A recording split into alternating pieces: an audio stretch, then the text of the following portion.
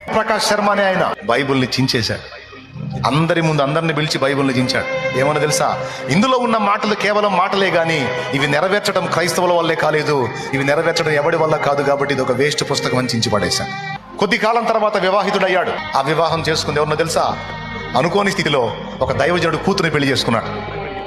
ఆయన అన్యుడు.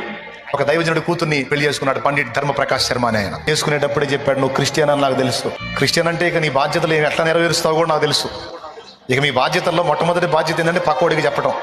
నా మీద అలాంటి ప్రయోగాలు చేశావంటే చరిత్ర లేకుండా చేస్తాను నీకు, అది ఆయన లైఫే లేకుండా చేస్తాను నీకు అని వార్నింగ్ ఇచ్చాడు భార్యకి.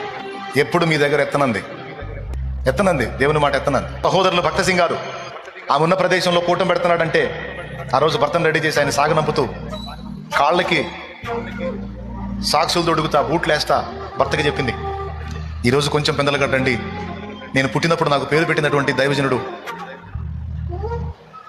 ఈ ప్రాంతానికి వచ్చాడంటే ఆయన వాక్యం చెప్తానికి వస్తున్నాడు, ఒకసారి ఆయన చూడాలనిపిస్తుంది.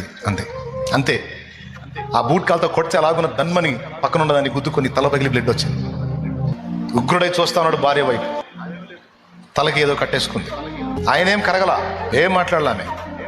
కారు దగ్గరికి వెళ్ళి ఆయన సాగనంపేటప్పుడు చెప్పింది, ఎట్టి పరిస్థితుల్లో మీరు వస్తారు అంది.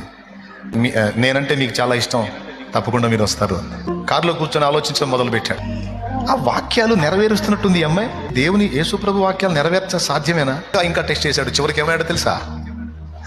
ఆయన మారి సేవకుడు అయ్యాడు, ఆయన మారి దైవజనుడు అయ్యాడు. ఏ స్థాయికి వెళ్ళాడు తెలుసా? ఇందిరాగాంధీకి సువార్త చెప్పిన వ్యక్తి ఆయన.